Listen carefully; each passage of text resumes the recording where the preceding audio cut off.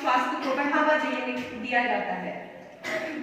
शारीरिक और मानसिक स्वास्थ्य को बढ़ावा देने के लिए सबसे पहले हमें जो है जागरूक होने की जरूरत है। और भारत जो है वो इससे दूर होने के बावजूद भी मतलब ये समय आ गया है कि लोगों को जागरूक करना पड़ रहा है कि आप अपने शरीर को स्वस्थ रखिए।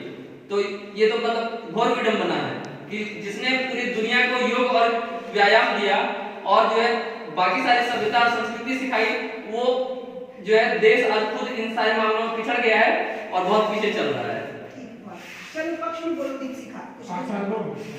इसके लिए विभिन्न संस्थानों तथा विभिन्न प्रकार के संस्थानों में विभिन्न प्रकार के कार्यक्रमों का आयोजन किया जाता है ताकि देश के सभी नागरिक स्वस्थ और स्वस्थ रहे। सिर्फ कार्यक्रम का आयोजन कर देने से किसी भी कार्यक्रम की सफलता जो है निर्धारित नहीं हो जाती है, क्योंकि आप देखेंगे कि आपके भी आसपास में बहुत सारे ऐसे बच्चे हैं जो कि 8-10 साल की उम्र के हैं या 12-15 साल के उम्र के किशोर हैं और उन्हें बहुत सारी गलत जो है लत लग जाती है, जैसे कि वो तरह तरह के व्यसनों के आदी हो जाते हैं, पुड़िया सिगरेट और बाकी सारी चीजों का सेवन जो करने लग जाते हैं।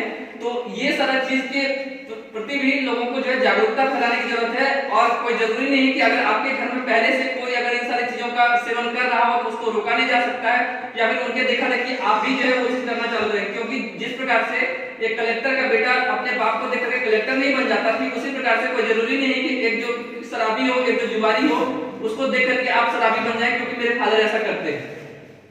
इसके लिए शिक्षा सबसे महत्वपूर्ण है। अगर एक शिक्षित व्यक्ति होगा तो उसे सही क्या है, गलत क्या है, इसकी जानकारी रहेगी।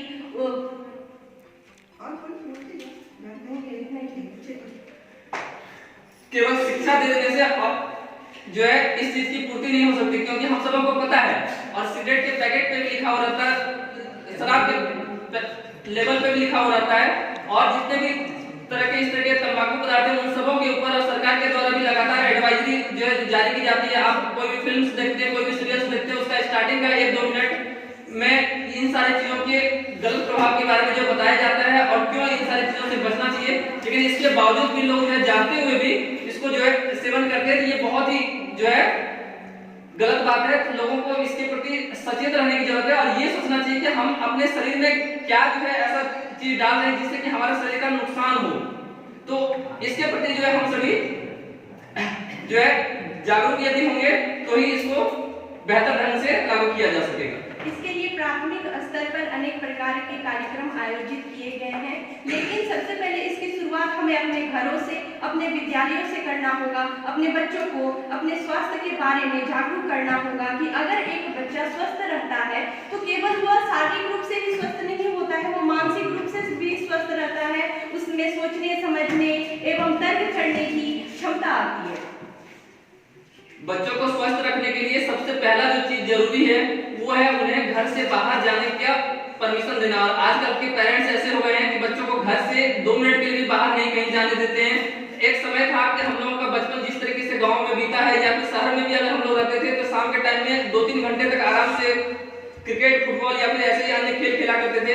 आजकल के बच्चों को वो सारा चीज छीन करके उनके हाथ में मोबाइल दे दिया गया है और मोबाइल में इतना ज्यादा जो बच्चे रम जाते हैं कि वो कोई भी अदर एक्टिविटीज करना नहीं चाहते हैं। इससे न सिर्फ उनका आंख खराब होता है बल्कि उनका मानसिक और जो है शारीरिक स्वास्थ्य भी जो है बहुत ज्यादा बिगड़ जाता है। तो इसको जो है ठीक करने के लिए हमें सबसे पहले बच्चों को ये सिखाना पड़ेगा कि शरीर का महत्व क्या है, और एक बचपन से ही जो है वो अपने शरीर का अगर ध्यान रखेंगे तो आगे जाकर के भी उन्हें जो है इस तरीके से बहुत ज्यादा बताने और सिखाने की जरूरत नहीं पड़ेगी।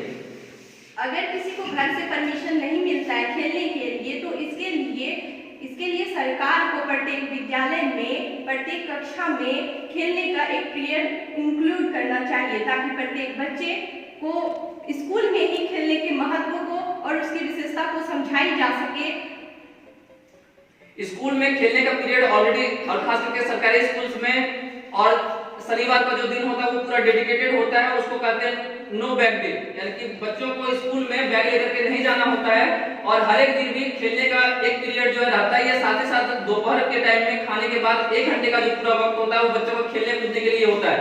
लेकिन स्कूल में जो सबसे बड़ा जो चुनौती है वो है कि स्कूल में खेलने का सामान नहीं होता है। अगर सामान होता है तो उनका देखरेख नहीं होता है। इसके अलावा खेलने के लिए मैदान की कमी है। अधिकांश भारत में जितने भी सरकारी स्कूल हैं वहाँ पे ढंग से आपको जो है खेलने का मैदान उपलब्ध नहीं होता, अगर खेलने का मैदान अगर उपलब्ध है, खेल खिलाने वाले शिक्षक नहीं है, तो ये सारी चुनौतियां हैं जिसका कि सामना जो है बच्चों को करना पड़ता है। खेल केवल हमारे स्वास्थ्य के लिए ही आवश्यक नहीं होता है, बल्कि खेल में अगर हम श्रेष्ठ प्रदर्शन करते हैं तो हम एक सर्वश्रेष्ठ खिलाड़ी बनकर अपने देश का प्रतिनिधित्व कर सकते हैं और अपने देश को आगे बढ़ा सकते हैं। ऐसे भी कहा गया है कि खेलोगे कूदोगे तो होगे खराब और पढ़ोगे लिखोगे तो बनोगे नवाब, लेकिन आज जो है इसका जस्ट उल्टा हो गया है। तो इसको जो है वापस जो है मतलब ठीक करने के लिए तो आज जो है वक्त है कि दोनों जो स्टेटमेंट है वो दोनों स्टेटमेंट ही गलत है या फिर दोनों स्टेटमेंट ही सही है। तो अपने अपने जो है क्षमता के अनुसार हमारे ऊपर जो है निर्भर करता है कि हम पढ़ाई के क्षेत्र में आगे करना चाहते हैं या फिर जो है खेलकूद के क्षेत्र में आगे करना चाहते हैं। लेकिन दोनों ही क्षेत्र में आगे जाने के लिए हमारा स्वस्थ होना जो है सबसे ज्यादा जरूरी है। उसके लिए हमें मानसिक रूप से और क्रियात्मक रूप से अपने जो है दैनिक जीवन में और दैनिक व्यवहार में इसमें जो है वेल डन, आवश्यकता है। तालियां होनी चाहिए यार हमारे लिए।